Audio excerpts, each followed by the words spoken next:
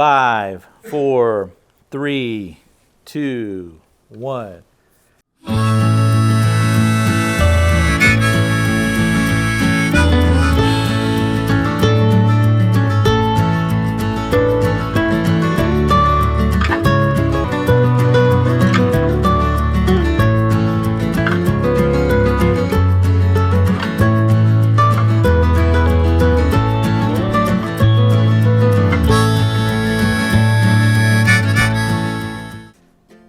Hey everybody, Big Mess, Tuckasegee Fly Shop, and I want to change it up here a little bit and talk a little bit of fly tying with you folks.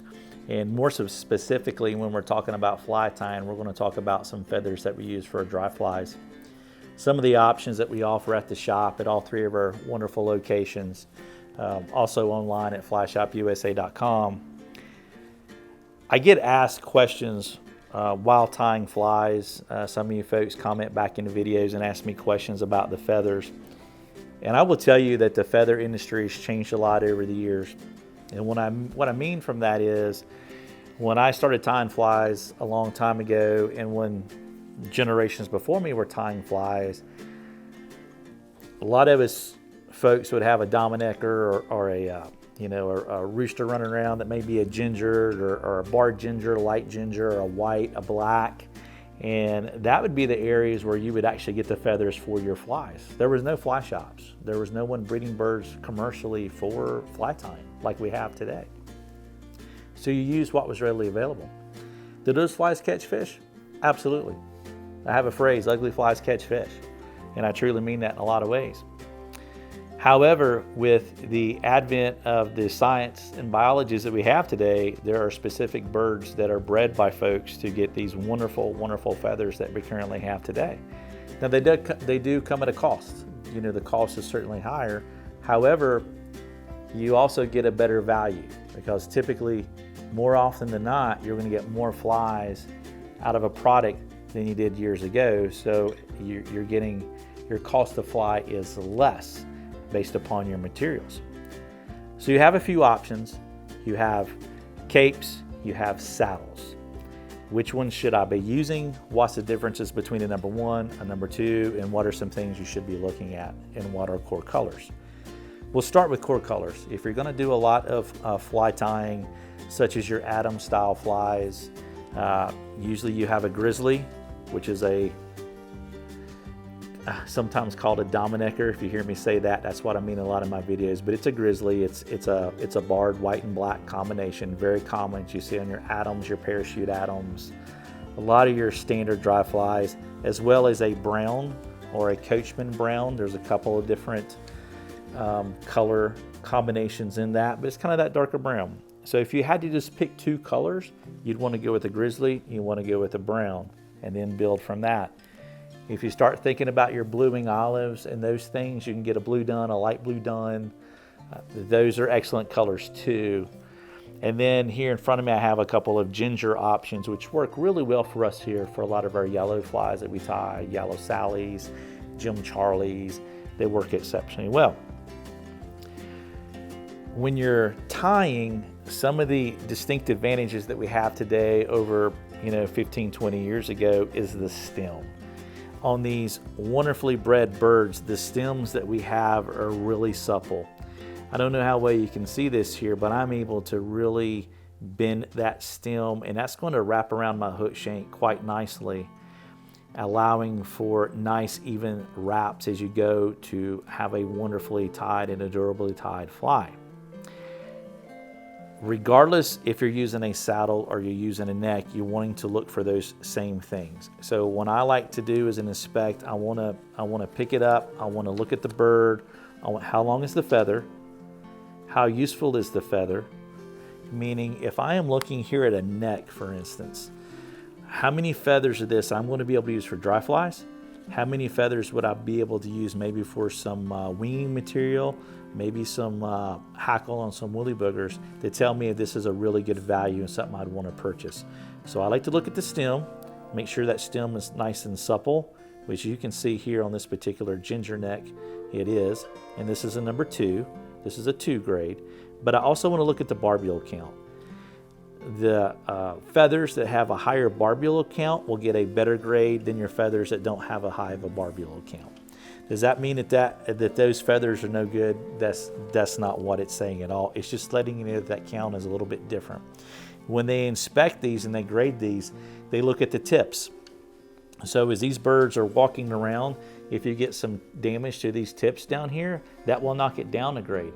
Doesn't necessarily mean that the usable part of the feather is no good.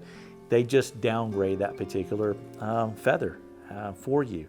So a lot of times if you look at your number 2s and inspect them, you get some really, really great feathers that typically might be in a number 1 grade. So here's a 1 versus a 2. So what are some of your distinct differences in the neck? Well, usually right off the bat, you're going to have longer feathers. So when we get down in here in this particular area of the neck, this is going to be your real tiny feathers. We get in like 22s, 24s, things like that. But as we start to make our way down the neck, your feather sizes get to be bigger. If you're tying a lot of 14s, you want to concentrate, look, how many 14s am I going to get out of this particular neck? Is that going to be a great value for me? So we get up in here, you look at how long some of these feathers are. You know, I might be able to get 2 flies out of 1 feather, once again, which is a really great value. Something you need to consider. Also, on some of the Mets that we carry, they give you some of these soft feathers on the side, which are normally discarded. These are great for some of your soft tackle flies. They could be telling materials on some of your other flies. So once again, another added value with the Mets that we have here for you. You can look at the number 2. This one here has a larger patch of your soft tackle feathers that you would end up buying separately, but you're getting it as a complete package. Wonderful feathers on this. I would have no problem using this number 2 and tying flies with this at all. None whatsoever. Your neck versus the cape gives you a wider variety of feather sizes. So if you're going to be tying a variety of sizes, it could be 14s, 18s to 12s and 10s. This is the way to go. If you're going to be tying specific sizes like 12s and 14s only and 16s only, you really need to start considering these saddles. Your saddles are something you kind of want to look at and make sure that the feather size is going to be appropriate for the size fly you're tying. Right off the bat, you can see the length of these beautiful, beautiful feathers right here. You can get many flies out of 1 feather. I really like the stems on these, and I like the feather length because they're really easy to control when wrapping these around your hook shank. These here have a wonderful barbule count. This one here is a number 1, and you can see there's a lot of usable feathers on these here. Now I'm going to turn this around backwards, and if you look at the back, there's some really soft slopping style feathers that you use for other purposes. I always tell folks, look, take a moment, look at the complete package. A lot of these here will offer you varieties to tie different flies. If you just kind of look through the saddle or the cape, you can really maximize that dollar. But look how long those feathers are right there. Wonderful, wonderful, wonderful. Great barbule count. Love how supple that stem is right there, and that will make a fantastic, fantastic fly. Right here beside of it, we have a number 2, and you can see there's some differences. You can see your feather count. You can see they're not quite as long in this particular case. But for you, that may not be quite as important because it comes in at a better value. This could be exactly what you're wanting to use. We have a really good stem on this here, and the barbule count on this here is actually pretty good. It's not too bad for a number 2. The point is, there's something out there for every fly tyer. And I know it gets confusing when it comes to feather, and they are expensive, and I certainly understand that, but you're going to have to pay for quality.